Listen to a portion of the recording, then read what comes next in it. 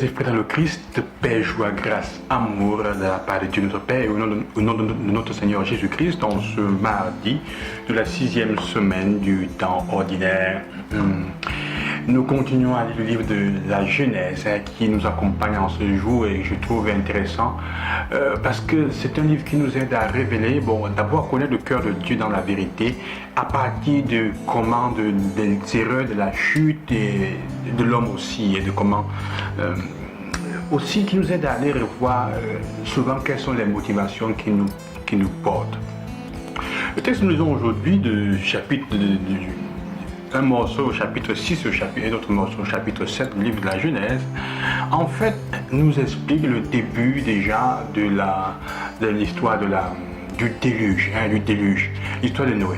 Il y a quelques années, il y a un film qui a été fait, un film américain évidemment, qui est comique, mais aussi il y a une chose intéressante, et qui raconte reconstitue, on peut dire comme ça, à partir de l'histoire de Noé, dans le temps moderne. En fait, c'est Dieu, disons, sous la forme d'un acteur intéressant, Morgan Freeman, qui envoie des messages à cet homme qui travaille au Congrès américain. Et il demande de construire une arche, parce qu'il y aura un déluge. En fait, leur maison, ils sont habités dans un parc, dans une vallée qui a un parc naturel avec des animaux, mais aussi des habitations des gens. En amont de la vallée, il y a un barrage hydroélectrique. Il demande de construire parce qu'il y aura un déluge. Tout le monde s'attend à ce qu'il y ait la pluie et que tout le reste arrive. Mais en fait, le déluge qu'il y aura, ou plutôt l'inondation qu'il y aura d'eau, est en fait l'âge du barrage, ou plutôt le barrage qui va se rompre et qui va inonder la vallée dans laquelle elle se trouve.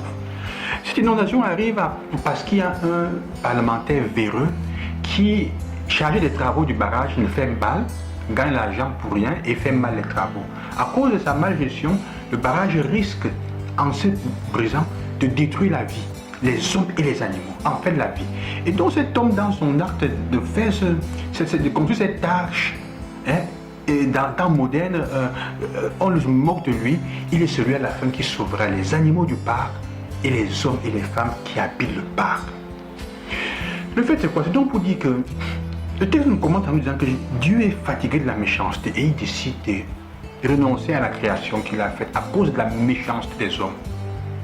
Mais parce qu'il trouvera un homme juste, Noé, cet homme sauvera, par son acte insensé, entre guillemets, tout petit acte, il sauvera la vie d'une multitude de personnes.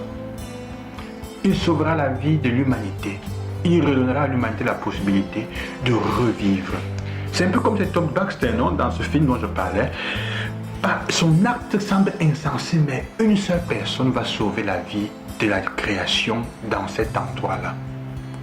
Le texte nous fait comprendre comment la méchanceté met à risque la vie des personnes et de l'humanité en général, de la création en général. Politiciens véreux, personnes qui détournent les biens, qui prennent les choses pour eux et n'utilisent pas le bien public pour les autres. Chacun de nos actes en mal a une répercussion sur les autres. Mais aussi, ça le texte fait comprendre, ton plus petit acte de fidélité au Seigneur a une répercussion positive pour sauver l'humanité. Si d'un côté le moindre mal, le petit acte de mal peut causer des désastres, ton simple acte de bien qui semble insignifiant, et parfois même on va se moquer de toi, du bien que tu as fait, est souvent ce qui sauve. Dieu se sert de ça. Et à cause de ça, ou grâce à ça, Dieu libère et sauve l'humanité. Alors c'est ça la question à nous poser aujourd'hui. Quels sont les petits actes? Nous choisissons souvent de faire des actes de bien pour sauver les autres, même si ça ne sert pas. Ou alors nous choisissons de faire des actes de mal dans notre contexte en disant ça ne va déranger personne. Ça a toujours une répercussion grande. Comme disait ce proverbe même fantastique, le battement d'aile du papillon dans le golfe du Mexique crée le tsunami sur les côtes du Japon. Allez revoir la carte, c'est un peu ça. Donc, pour terminer, l'évangile nous fait comprendre. Jésus pose la question aux pharisiens, ne comprenez-vous pas? Parce que dans les multitudes de choses, de miracles que Jésus a fait pour guérir, pour créer le pain, leur préoccupation encore plutôt pour faire la multiplication de pain, ils oublient de prendre le pain. Leur problème encore c'est le pain. Qu'allons-nous manger? Ils sont avec Jésus, qui lui a déjà nourri une multitude de personnes sous leurs yeux.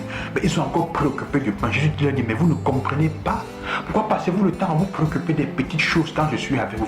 Dieu est avec toi, il te préoccupe des choses simples. Il t'a déjà montré par plusieurs motivations, plusieurs manières qu'il ne peut pas te laisser tomber. C'est ce qu'il dit aux apôtres. Je vous ai montré de plusieurs façons que je ne peux pas vous abandonner. Mais vous êtes encore là à vous préoccuper du pain, des détails, des choses qui sont vraiment banales. Alors qu'il est en train d'enseigner. Ne vous préoccupez pas. Méfiez-vous du levain des pharisiens. Il les met en garde contre l'hypocrisie des pharisiens, des choses graves. Mais ils sont en train de se préoccuper de ce qu'ils vont manger. Souvent, c'est ça notre problème. Dieu met en nous des miracles plus gros. Nous nous préoccupons toujours de notre ventre, des choses les plus simples, les choses les plus inutiles parfois. Pas inutiles, c'est important, mais Dieu dit, je suis déjà là pour vous assurer de ça. Alors, il s'agit donc, frères et sœurs, c'était juste pour regarder un peu cet aspect de l'évangile aussi. Comment parfois nous restons distraits dans notre vie spirituelle par les choses de la vie quotidienne. Le malin s'en sert, le malin est content de ça. On se laisse distraire, on tombe dans la stupidité, dans la méchanceté à cause des banalités, des choses de notre ventre, alors qu'il y a des choses plus grandes et plus importantes. Que le Seigneur vous accompagne et vous êtes aujourd'hui à faire le choix. Choisissez de faire un acte simple de bien ou de faire un acte simple de méchanceté, en pensant que ça ne va servir à rien ou déranger personne, alors que ça a des répercussions grandes. Même parfois tu ne déranges pas quand tu ne le vois pas. La peau de banane que tu jettes à terre, tu t'en vas, peut renverser une moto et créer un accident derrière toi. Je vous bénis au nom du Seigneur. À demain. Loué soit Jésus-Christ.